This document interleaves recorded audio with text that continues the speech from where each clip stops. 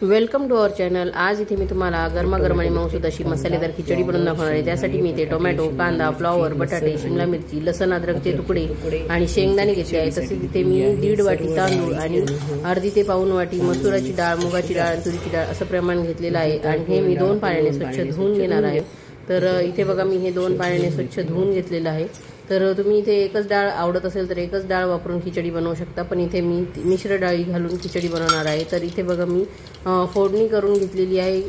तेल तापल्यानंतर जिरे मोहरी टाकून घेतली आहे। जिरे मोहरी छान फुलल्यानंतर त्यामध्ये मी मेथी दाणे टाकून घेणार आहे। मेथी दाण्याची फोडणी तुम्ही कधी केली आहे का खिचडीला? तर एकदा करून बघा, खूप छान चव लागते मेथी दाण्याच्या फोडणीची।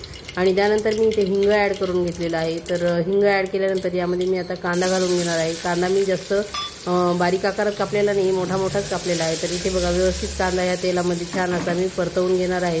कांदा चांगल्या पद्धतीने परतल्यानंतर यामध्ये मी लसण आणि अद्रकाचे तुकडे जे केलेले आहेत ते इथे टाकून घेणार आहे।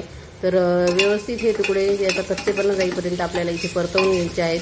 तर तुम्ही पण खिचडी बनवतच असाल घरी, प्रत्येकाची पद्धत वेगवेगळी आहे। तर आज माझ्या पद्धतीने पण एकदा बघा आणि ही पद्धत बघण्यासाठी व्हिडिओ शेवटपर्यंत बघा आणि आवडल्यास लाईक, शेअर, सबस्क्राईब करा। तर खिचडी प्रत्येकाला वेगवेगळी आवडते, कोणाला साधी आवडते, कोणाला मसालेदार आवडते, कोणाला फक्त भाज्या घालून आवडते। तर इथे मी आता बघा फ्रोझन मटार घालून घेतलेले आहेत, ते देखील इथे मी व्यवस्थित परतवून घेणार आहे। तर फ्रोझन मटार तर आधीपासूनच थोडेसे मऊ असतातच, पण थोडेसे परतायचे आहेत आपल्याला इथे। आणि इथे आपण आपला शिमला मिरची कट केलेली टाकून घेणार आहे।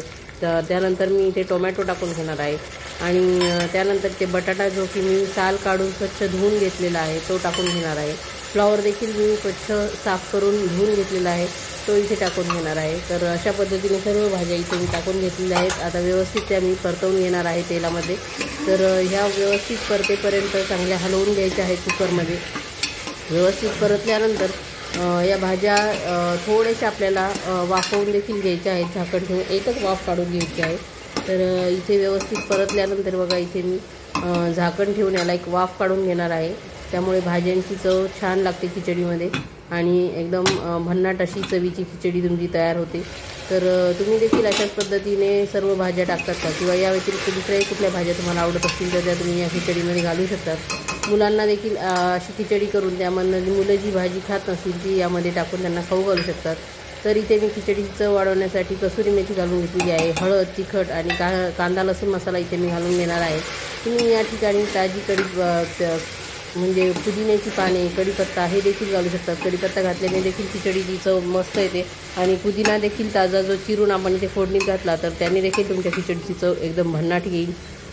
थोडे वेगवेगळे चवीचं टाकून आपण खिचडीमध्ये व्हेरिएशन्स करू शकतो आणि आपल्याला मग वेगवेगळ्या चवीची खिचडी खायलाही मिळू शकते। तर थोडंसं व्हेरिएशन करून पाहायला काय हरकत आहे। तर इथे बघा मी 1 तांब्याभर पाणी टाकून घेतलेलं आहे आणि चवीपुरतं मीठ टाकलेलं आहे। काही जण भाज्यांमध्येच तांदूळ आणि डाळ परतवून घेतात व्यवस्थित, तर मी इथे आधी पाणी ॲड करते आणि त्यानंतर मी धुतलेले तांदूळ ॲड करते। तुम्ही कोणती पद्धत वापरतात? आधी तांदूळ परतवून मग पाणी टाकतात की आधी पाणी टाकून मग तांदूळ टाकून घेतात? ते मला नक्की कमेंट करून सांगा। तर इथे बघा छान उकळी आलेली आहे आणि अशा पद्धतीने केल्यावर काय होतं, काही कुकरमध्ये एका बाजूलाच खिचडी म्हणजे तांदूळ जाऊन बसतात आणि एका बाजूला मसाला जाऊन बसतो। काही ठिकाणी खिचडी ला रंग चांगला येतो, काही ठिकाणी खिचडी नुसती पिवळी किंवा पांढरट राहते। त्यामुळे मी अशा पद्धतीने करते। तांदूळ टाकून घेतल्यानंतर त्याला एक उकळी येऊ देते आणि उकळी आल्यानंतर परत पाणी कमी जास्त लागत असेल तर पाणी ॲड करून घेते आणि कुकरचं झाकण लावून घेते। तर तुमच्याकडे देखील कुकरमध्ये अशाच पद्धतीने होते का? होत असल्यास ही पद्धत नक्की तुम्ही वापरा। तर बघा छान 3 शिट्ट्या झाल्यानंतर खिचडी किती सुंदर झालेली आहे। कलर बघताच खावीशी वाटते ना तुम्हाला? तर इथे बघा सर्व भाज्या घातल्यामुळे खिचडी एकदम लाजवाब झालेली आहे।